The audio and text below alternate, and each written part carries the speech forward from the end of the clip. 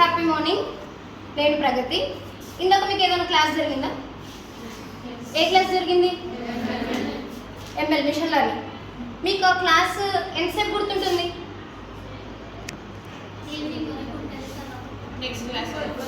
Next class evening, ఇంకా next day, 1 hour,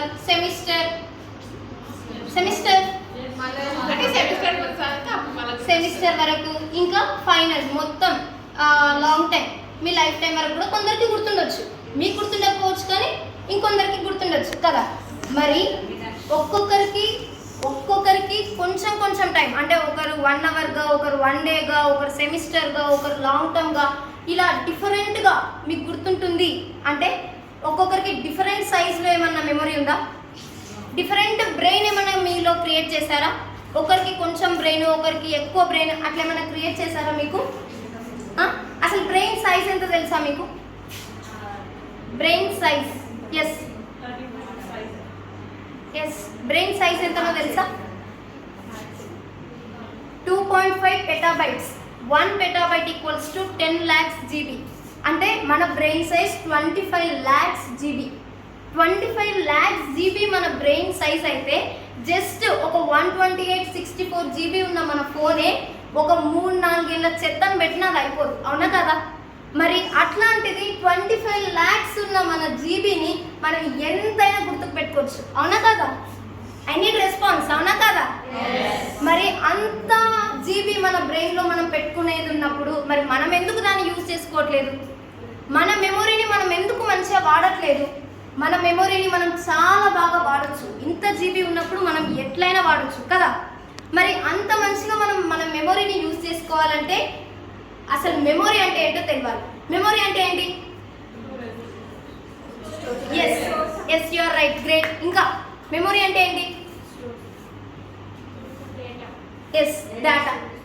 memory అంటే ఏదైనా మనం ప్రీవియస్గా జరిగిన ఒక మెమొరీస్ని ఒక సీక్వెన్షియల్ ఆర్డర్గా ఒక మంచి సిచ్యువేషన్లో అలా ఉన్నదాన్ని మనం గుర్తుకు తెచ్చుకునే దాన్ని మెమొరీ అంటాం.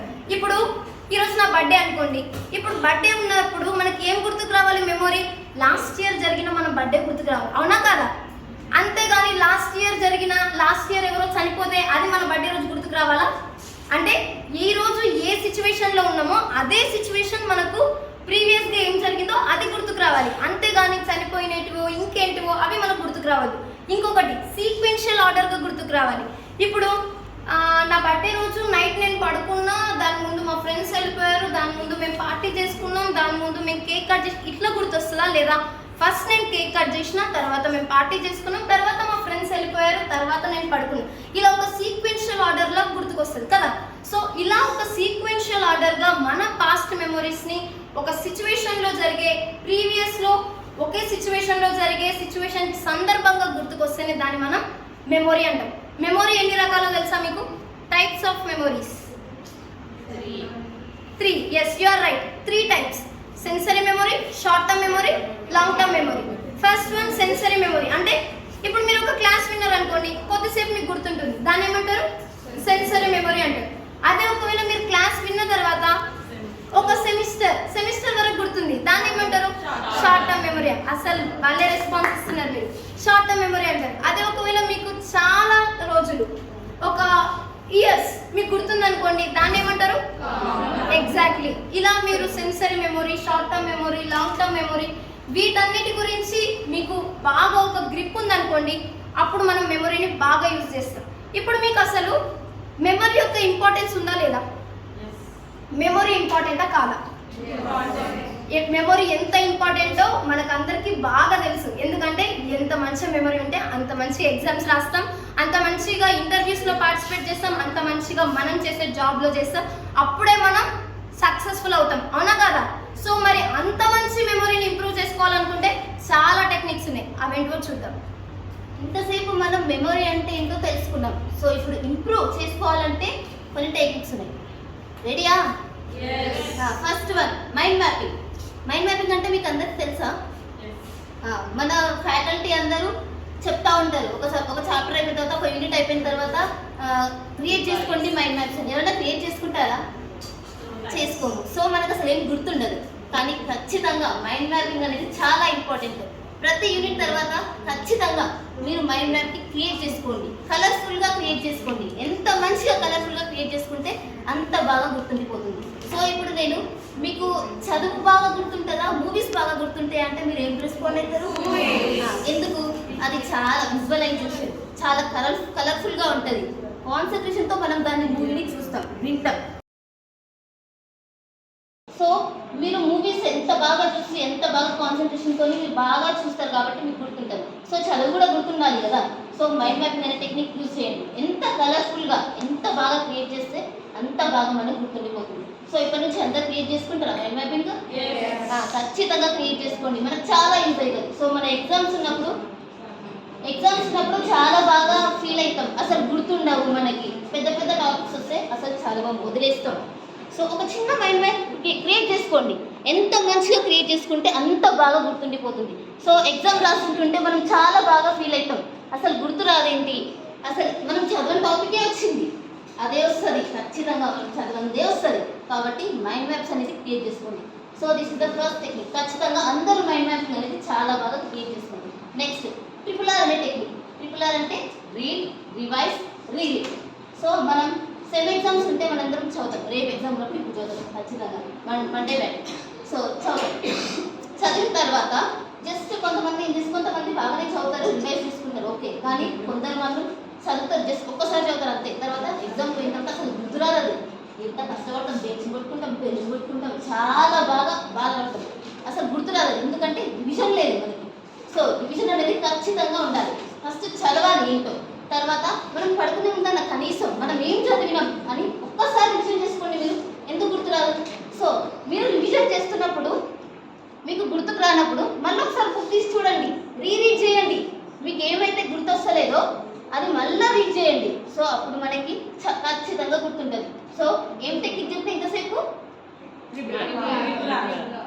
RRR అంటే R for read, revise, read. So మనకి సెమ్ ఎగ్జామ్స్ ఉన్నప్పుడు చదవండి, రివైజ్ చేయండి, మళ్ళీ రివిజన్ చేసినప్పుడు మనకి ఏదైతే గుర్తుకు రాలేదో అది మళ్ళీ ఒక్కసారి గుర్తు తెచ్చి చూడండి. సో అప్పుడు మనకి ఖచ్చితంగా అన్ని గుర్తుండిపోతుంటాయి. ఓకే, ఇప్పుడు నెక్స్ట్ టెక్నిక్ ఏంటంటే నెమోనిక్స్. నెమోనిక్స్ అంటే తెలుసా మీకు? సింపుల్. ఇప్పుడు మీకు చాలా కష్టంగా గుర్తు పెట్టుకోవాల్సినది ఏదన్నా ఉందనుకోండి, దాన్ని ఒక సెంటెన్స్ గా క్రియేట్ చేసుకోవడం. మన ప్లానెట్స్ ఎన్ని? 8. కరెక్ట్ గా చెప్పండి ఎన్ని? 8. ఎగ్జాక్ట్లీ, మీరు చాలా అప్డేటెడ్ గా ఉన్నారు. 8. ఏ ప్లానెట్ ని తీసేశారు? ప్లూటో. మిగతా ప్లానెట్స్ ఏంటివి? జూపిటర్. ఇప్పుడు మీరు ఆ ప్లానెట్స్ ని గుర్తుకు చేసుకోవడానికి చాలా కష్టపడుతున్నారు కదా. ఇప్పుడు నేను మీకు ఒక చిన్న సింపుల్ టెక్నిక్ చెప్తా, లైఫ్ టైం మీకు గుర్తుంటుంది. ఒకసారి చూడండి. My very educated mother just served us snooker అని. ఒకసారి చూడండి. My for Mercury, Venus, Earth, Mars, Jupiter, Saturn, Uranus, Neptune. చూసారా? ఇప్పుడు మీరు గుర్తుకుంటారా? మీకు మర్చిపోతారా మీరు ఇప్పుడు లైఫ్ లో?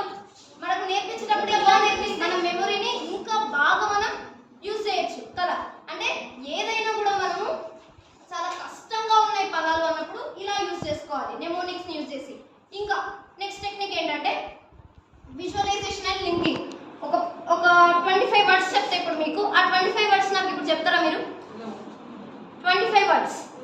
కానీ ఎప్పుడైతే మీరు ఆ వర్డ్స్ అన్నిటిని ఒక స్టోరీ లాగా చేసుకున్నారనుకోండి, ఇప్పుడు హోమ్, బర్డ్స్, ట్రీ, ల్యాండ్ ఇట్లుంది. అప్పుడు మీరు ఎట్లా చేసుకోవాలి? ఒక హోమ్ ఉంది, ఆ హోమ్లో ఒక అమ్మాయి ఒక ట్రీని చూస్తుంది, ఆ ట్రీ పైన బర్డ్స్ ఉన్నాయి, ఆ బర్డ్స్ ఆ ట్రీ అనేది ల్యాండ్ పైన ఉంది, అవునా కదా? మీరు ఒక్కసారి ఏదైనా సరే విజువలైజేషన్ అండ్ లింకింగ్ మెథడ్ మీకున్న వర్డ్స్ని విజువలైజేషన్ చేసుకొని లింక్ చేసుకుంటూ ఉంటే ఖచ్చితంగా మీరు ఆ దాన్ని అస్సలు లైఫ్లో మర్చిపోరు.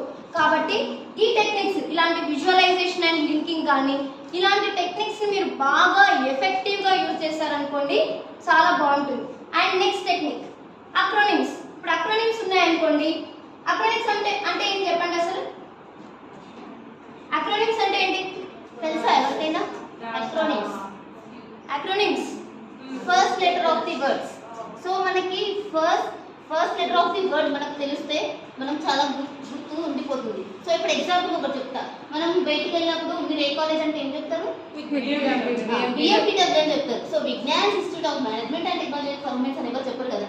సో ఇట్లా మనకి బిఎంపిడబ్ల్యూ ఇట్లా గుర్తుంటాయి మనకి. ఈ టెక్నిక్ అనేది బాగా యూజ్ చేయండి. ఇట్లా షార్ట్ కట్స్, సో ఇట్లా అబ్రివేషన్స్ లాగా పెట్టుకోండి, అప్పుడు మనకు గుర్తుంటుంది. ఏదైనా మీకు లాంగ్ సెంటెన్స్ ఉన్నదనుకో, అది అర్థం కాకపోయినా మనం షార్ట్ కట్ క్రియేట్ చేసుకుంటే మనం ఈజీగా చెప్పగలుగుతాం.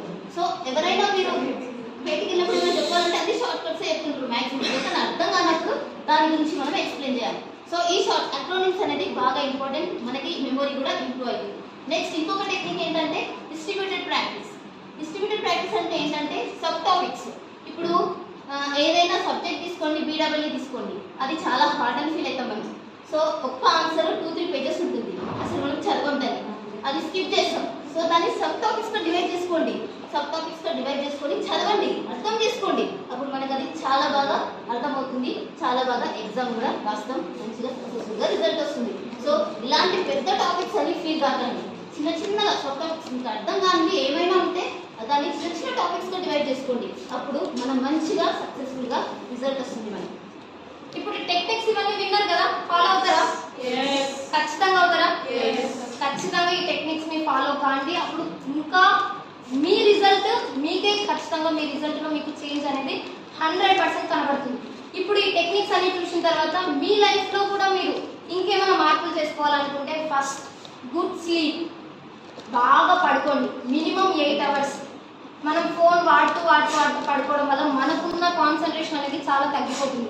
సో ఎక్కువసేపు నిద్రపోండి, బాగా పడుకోండి, మెడిటేషన్, యోగా ఇలాంటివి మీ లైఫ్లో ఇంప్లిమెంట్ చేసుకోండి. ఇలా మీకు చాలా మంది చెప్పింటారు మెడిటేషన్, యోగా గురించి, కానీ మీరు ఇంప్లిమెంట్ చేయకపోతే మీ లైఫ్లో మీరు ముందడుగు అనేది వేయలేరు. కాబట్టి ఖచ్చితంగా మెడిటేషన్, యోగా ఇలాంటివన్నీ మీ లైఫ్లో మీరు ఇంప్లిమెంట్ చేసుకోండి, ఇంకా మంచిగా బెటర్గా అవుతారు. స్ట్రెస్ ఎక్కువ ఫీల్ కాకండి, పీస్ఫుల్గా ఉండండి, నవ్వుతూ ఉండండి, హ్యాపీగా బతకండి. మీ లైఫ్ అనేది చాలా సక్సెస్ఫుల్గా ఉంటుంది.